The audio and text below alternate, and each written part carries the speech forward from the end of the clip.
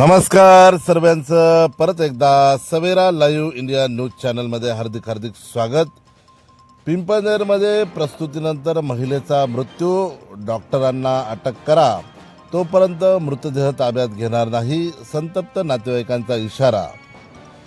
धुळे जिल्ह्यातील साक्री तालुक्यातील देगाव येथील एका 26 वर्षीय विवाहित महिलेचा पिंपळनेर येथील खासगी रुग्णालयात प्रस्तुतीनंतर मृत्यू झाल्याचे संपूर्ण परिसरात मोठा तणाव निर्माण झाला आहे।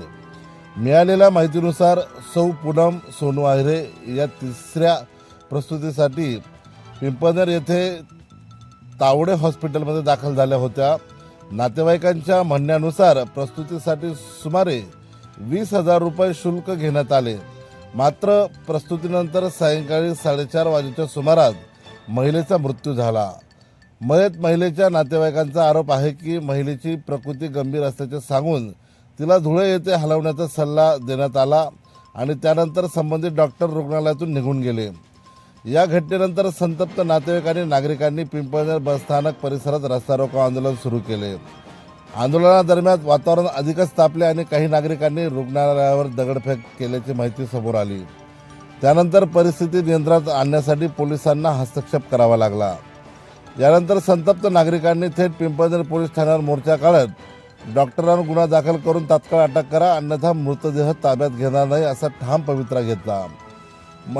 महिलेचे पती सोनू मोहन आहिरे, आई दुर्गा राजेंद्र सोनवणे यांनीही संबंधित डॉक्टरांवर कठोर कारवाईची मागणी केली आहे। पोलिसांनी मृतदेह शवविच्छेदनासाठी पिंपळनेर ग्रामीण रुग्णालयात पाठवला असून पुढील तपास सुरू आहे।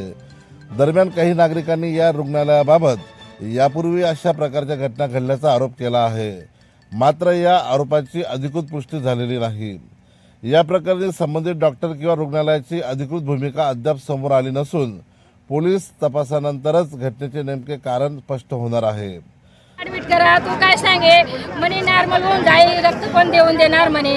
मग रक्त लावा म्हणजे डिलिव्हरी पहिले केली त्यांनी, रक्त नाही लावला, मग नंतर रक्त लावला, रक्त देवाला सटाणाला पाठवला, रक्त आणला, पैसे घेतल्याशिवाय पेशंटला हात लावला नाही, हात लावला नाही आणि रक्त लावला। माझी पोर आधी छातीमध्ये कळ निघली, मग मम्मी इथं कळ लागते, इथं कळ लागते, मी चोळत होती, मला हात पण लावू दिला नाही, नको चोळू म्हणे।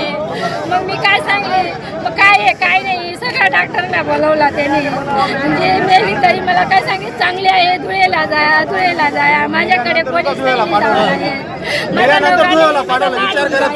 मग मी कोणासोबत कळा चालू झाल्या छातीमध्ये, तर तिला लगेच सिव्हिलला घेऊन जा, धुळ्याला ॲडमिट करावं लागेल असं त्यांनी तात्काळिक सांगितलं की घेऊन जा। तर त्यांनी सांगितलंच नाही की पेशंट इतकं सिरियस होऊन गेले, तेव्हा त्यांनी सांगितलं की तिथं ॲडमिट करावं लागेल, धुळे सिव्हिलला होऊन तिथं सुभाष भामरे तिकडे ॲडमिट करावं लागेल असं सांगितलं त्यांनी।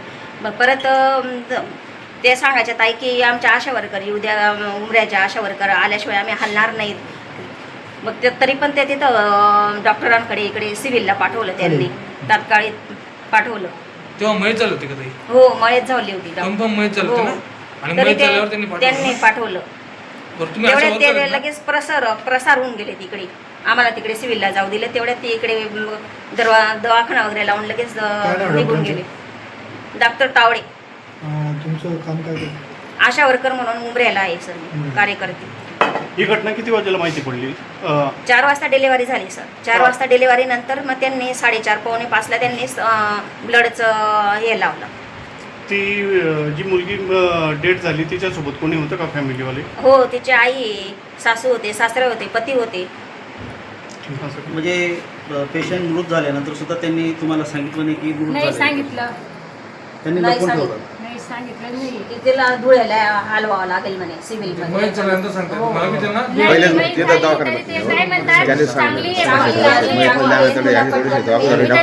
मध्ये हलवा।